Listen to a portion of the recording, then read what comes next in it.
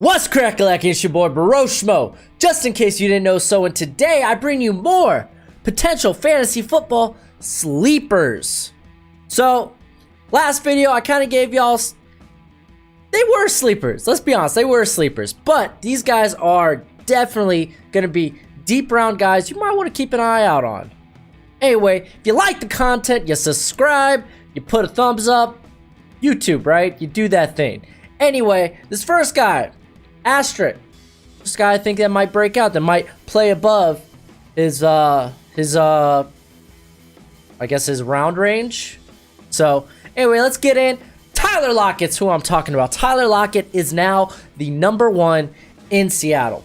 Yeah, I mean, he's gonna beat out, let's be honest.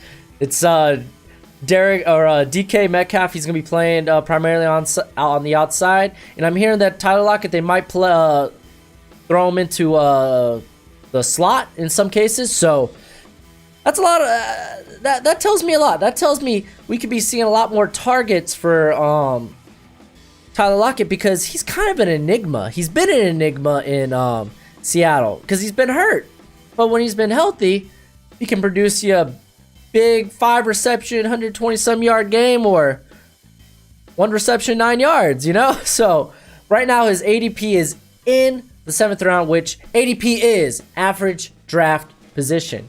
So honestly, to pick up this guy to be your flex or your third receiver, it's not bad. It's not bad. Yeah, what can I say about that? Then here we go. We're gonna start getting into some deeper sleepers. I got Geronimo Allison. So Geronimo here, he was banged up last year, but when he was healthy, he performed pretty well in that wide receiver 2 role. Now, the Packers didn't draft a wide receiver, which tells me that they're very content with the group they have right now. And if Geronimo is healthy, then he could outproduce that 9th round ADP he's got right now. So you go ahead, you could snag this guy and maybe like somewhere in between the 6th and 8th round as your third receiver, and you could get a good wide receiver too. Then I got Kalen Balleridge. Balleridge. It's a fun name to say. Anyway, so this guy, this you need to keep an eye out on the preseason and training camp, because he could come out and end up being the starter over Kenyon Drake. That's why I'm saying keep an eye out. Right now he's got an ADP of the 15th round. If you snag him with one of your late picks, you might end up having a running back 2 or a flex right there. So if he does come out and if he does end up being the starter there in Miami, then why not take a risk? Next, I got Jamison Crowder. Man, I love Jamison Crowder, man. It's a shame. He was banged up pretty bad last year, but I think he's coming into a really good situation here in New York.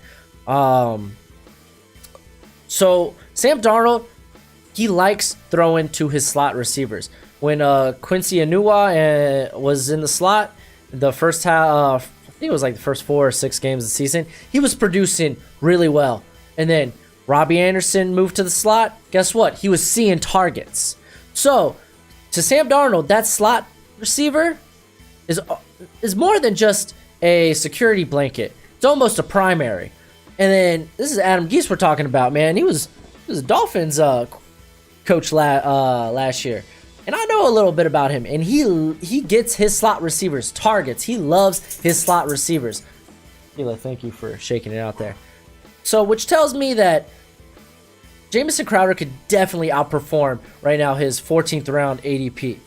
So snagging him and just put him on the bench and kind of waiting and seeing, because he will get the targets as long as he stays healthy.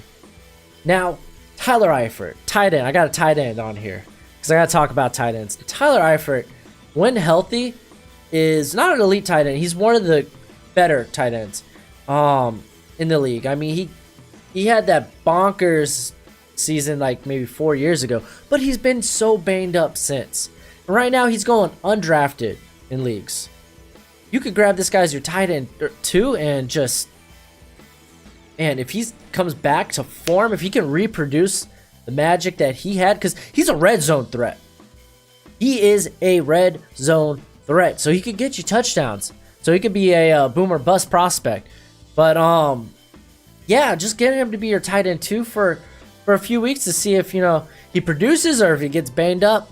Why not? I think it's worth the risk. And then I got Dante Foreman. Man, Dante Foreman is a interesting prospect. Dude finished with -1 yard last year. Now, the Texans didn't draft. They didn't really address running back this offseason or in the draft. And this guy's been seen to be seems to be the heir apparent to Lamar Miller, who's pedestrian. So if he could come out and if he could take that starting job, then shoot, man, you might have a RB2, a flex right there. That would be awesome. And then for a 11th round ADP, that's not bad. You should be drafting your 4th running back by then. Draft running backs, people. Just draft your running backs. Next is another favorite of mine, Andy Isabella. Now, right now, 4th round grade. So you're picking up this guy and you're sitting him on the bench and you're waiting and you're seeing. Now, we don't know what this air raid offense, so to speak, is going to look like in Arizona. But this man, he's going to be the slot. He can play on the outside. He could be a deep vertical threat.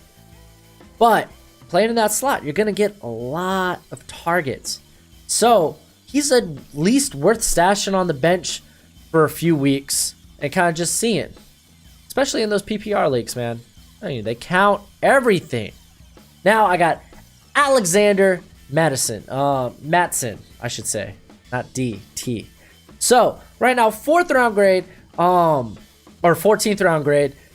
This guy's the backup to Dalvin Cook, who has been hurt. Right now, the Vikings, they've been getting through with Latavius Murray for the last couple of years. So, I mean, just having him as a handcuff to Cook, not a bad idea. Not a bad idea. And he's going to see some touches because they weren't giving Cook a lot of touches down the stretch last year. So, not a bad pickup there. Next, I got Dak Prescott, man. Dak Prescott is a sleeper. But he is. The man does not set the fantasy world on fire. But there's some interesting, wow, man. Can't pronounce words. But there are some interesting variables coming into this year. It's his contract year. Honestly, it's a make or break season for Dak. Or really for the Cowboys. Do you want to pay Dak that $30 million to be a game manager? No, you don't. But he's got all the weapons around him, especially if he gets a healthy Randall Cobb this year. And he's got Zeke in the backfield. The offensive line's coming back and looking healthy. So he really needs to come out and produce. And to draft this guy to be your quarterback too, your guy on the bench, not a bad option at all. 12th round ADP, you could select him. Honestly, you go anywhere but 10th, 11th, you could pick him up there. Next, I got Traquan Smith, New Orleans, man. Yo, you gonna tell me that Drew Brees is number 2 receiver? You could get him in the 14th round? You sure can. Now, the thing is, though, when the Saints get ahead, which they typically do, they start running the ball a lot. But this guy, he's a vertical threat. I think he's gonna be. He's not nearly as fast as Teddy Ginn Jr., but he is their eventual replacement for Teddy Ginn. And if he could come out, last year he was a rookie. If he could come out and just have a baller of a year, then he could easily outperform that ADP of the 14th round. Worth looking into. And for my final one, I really got a sleeper here for you. I bet you don't even know who this guy is. Justin Watson, wide receiver at Tampa. So Justin Watson was a rookie last year, but they picked him in the 2nd round, which tells me at least the management expects some big things out of this guy this year. Not necessarily big things, but they expect him to play a significant role. They've already lost Deshaun Jackson and Adam Humphries to free agency. So who's going to be that next receiver that steps in? Because they spread the ball a lot. They're going to be throwing the ball a lot in Tampa. They're not going to be ahead in most games. So who's going to be that guy that takes those receptions, that sees those targets? If again, you got to keep your eye out for training camp and preseason, because if this guy is the third receiver there in Tampa, he can produce. He'll at least get the opportunity to. And right now he's going undrafted. Surprise, you probably didn't even know who he was before now. Anyway, that's it for the video. I already addressed it at the beginning, like and subscribe. It's much appreciated. Come on, be a bro and subscribe. Anyway, till next time, you be easy, my friends. Later.